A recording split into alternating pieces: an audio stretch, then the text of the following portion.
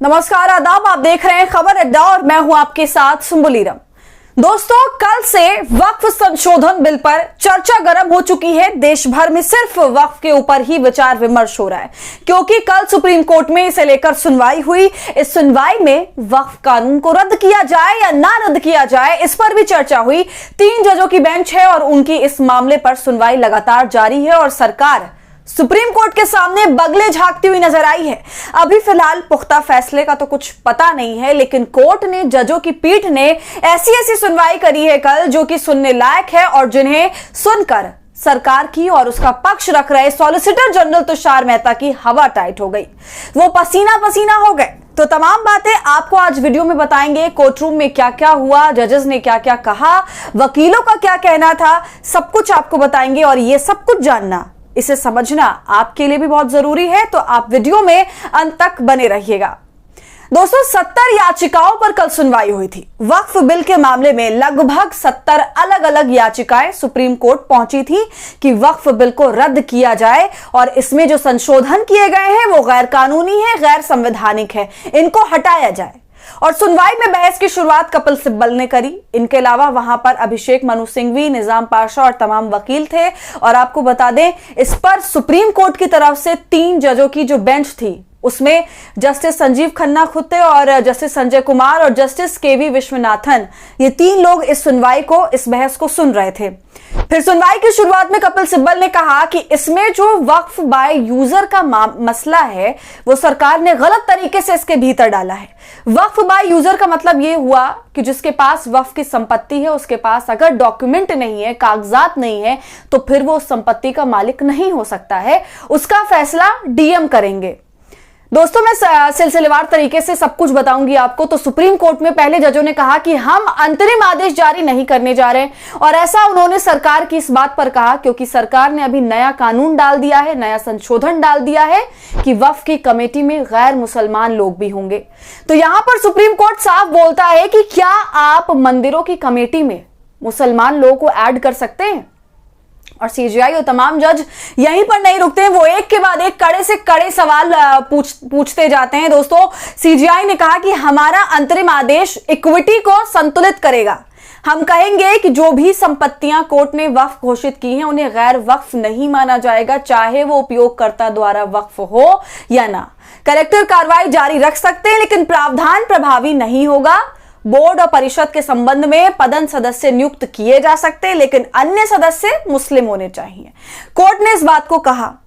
दोस्तों, पहले तो जजों ने कहा कि अंतरिम आदेश हम जारी करेंगे, लेकिन जब वकीलों ने बहुत ज्यादा जिरह करी, तब फिर कोर्ट ने कहा कि यह सुनवाई कल तक जारी रहेगी। कल इस पर दोबारा सुनवाई होगी और उसके बाद फिर कुछ निर्णय लिया जाएगा। तो सुनवाई में वक्फ कमेटी में गैर मुसलमान लोगों के होने का सवाल गरमाया रहा पूरी सुनवाई में। सीजीआई ने केंद्र सरकार के जो वकील हैं तुषार मेहता, उनसे पूछा कि अगर आप उस रास्ते पर जा रहे हो तो क्या आप गैर हिंदुओं को भी हिंदू बंदोबस्ती बोर्ड का हिस्सा बनाने की अनुमति देंगे? मतलब ये बात कह रहे हैं कि आपने वक्फ बोर्ड के भीतर गैर मुस्लिम लोगों को बिठा दिया, तो अब आप जो हिंदू मंदिरों की समितियां हैं या फिर आपके जो बोर्ड है मंदिरों के, उनमें क्या आप मुस्लिम लोगों को बिठाएंगे? तो इस सवाल के जवाब में बगले झांकते हुए नजर आई सरकार। कुछ ढंग का जवाब भी नहीं दे पाई। सुप्रीम कोर्ट ने सरकार से और भी तीखे सवाल पूछे। सीजीआई ने तुषार मेहता से साफ कहा कि वक्फ बाय यूजर क्यों हटाया गया। दोस्तों, जिस बात की चर्चा हम शुरू में कर रहे थे, इस पर सीजीआई ने कहा कि इसे हटाया क्यों गया। अब हमारे दर्शकों में जो लोग नहीं जानते कि वक्फ बाय यूजर क्या है, तो उनके लिए मैं बता दूं कि कोई लैंड है, मस्जिद है, जमीन है, ऐसी भी चीज है जिसके कागज वागज नहीं है आपके पास, वो आदिकाल की संपत्ति है और उसका जो मालिक उस वक्त था, उसने ये कहकर आपको दे दिया कि भाई आप वक्फ में ले लीजिए, इससे लोगों का भला करिएगा, उसके कागज नहीं है अब पास में। तो अब इस पर सरकार ये कह रही है कि वक्फ बाय यूजर रहेगा, मतलब तो कागज नहीं दिखा पाएगा तो उसका मामला विवाद में चला जाएगा और फिर उसका निर्णय जो है वो डीएम करेगा। डीएम देख के बताएगा कि कौन लेगा जमीन, किसके हक में जाएगी। और फिर सरकार ने यह भी कहा कि कागज ना होने पर पुख्ता वो जमीन जो है सरकार के पाले में चली जाएगी। और दोस्तों, अब तक वक्फ बाय यूजर में यह बात थी कि भले ही किसी आदमी के पास कागज है या नहीं है, लेकिन वो जमीन का इस्तेमाल कर रहा है तो वही उसका मालिक है। तो यहां पर सीधा सिंपल समझने वाली बात यह है कि डीएम को ही सारी तमाम शक्तियां जो है वो दे दी गई हैं, क्योंकि जिन जिन जमीनों पर विवाद रहेगा, जिनके कागज नहीं मौजूद रहेंगे, तो उनका फैसला डीएम साहब करेंगे, और जिनके कागज मौजूद है उनका फैसला वक्फ कमेटी करेगी। इस पूरे मामले पर वकीलों की तरफ से यह कहा जाता है कि मस्जिद तो काफी पुरानी है, मदरसे भी हैं, और तब से ये जब कोई रजिस्ट्री वगैरह हुआ नहीं करती हैं तब से हैं वो सब। और दोस्तों यहां पर बड़ा सवाल ये उठता है कि अभी वक्फ कमेटी में 22 लोग हैं, और अब सरकार के संशोधन के हिसाब से कहा यह जा रहा है कि 12 लोग जो है वो गैर मुसलमान होंगे, जिसमें 4 ऐसे हैं जिनकी कोई जाति नहीं होगी, और उन 4 लोगों में सांसद होंगे, वकील होंगे, सुप्रीम कोर्ट के जज होंगे। तो उनके लिए अब यह कहा जा रहा है कि इनकी तो कोई जाति नहीं होती है, ये एक विशेष संस्थान से आते हैं, तो ये न्यूट्रल रहकर काम करेंगे। तो ये एक नई बात डाली गई। अब चलिए 4 लोग तो वैसे ही हो गए, लेकिन इसके अलावा उन 8 लोगों का क्या, जिस पर सरकार ने किसी भी तरह की व्याख्या नहीं करी है कि वो किस टाइप के लोग होंगे, कौन सी प्रोफेशन से वो लोग आएंगे। बस इतना बता दिया है, बस इतना पता है कि ये 12 के 12 लोग गैर मुसलमान होंगे और 10 जो हैं वो मुसलमान होंगे कमेटी के अंदर। तो अब आप ये बताइए कि कोई भी फैसला होगा, किसी एक मुद्दे पर चुनाव करना पड़ेगा, वोटिंग करनी पड़ेगी, तो फिर ज्यादा का रेशियो किधर तरफ से निकलेगा? जाहिर बात है सरकार की तरफ से निकलेगा, क्योंकि ये तो 12 बंदे हैं और सामने बैठे 10 बंदे हैं। और दोस्तों इस पूरे नए खेल में एक बड़ी मनमानी ये भी है कि ये जो 12 लोग नियमित कराए जाएंगे वो किसी चुनाव के तहत नहीं उस कुर्सी पर बैठेंगे, बल्कि सरकार सीधे तौर पर चुन लेगी किसी ना किसी को कि हाँ ये फला फला लोग हैं, ये कुर्सी पर बैठेंगे कमेटी की। जबकि पहले ये होता था कि वक्फ कमेटी के लोगों का चुनाव होता था, पूरे लोकतंत्र की प्रक्रिया के हिसाब से वो उसे कुर्सी पर बैठते थे, क्योंकि वो एक बड़ी जिम्मेदारी की कुर्सी है। लेकिन अब ऐसा नहीं होगा, सरकार अपनी मर्जी से अपने बंदे चुनकर वहां पर बिठा देगी, जो उसकी मर्जी मुताबिक काम करेगा, ठीक उसी तरह जैसे इन्होंने चुनाव आयोग के मुख्य चुनाव आयुक्त को चुना।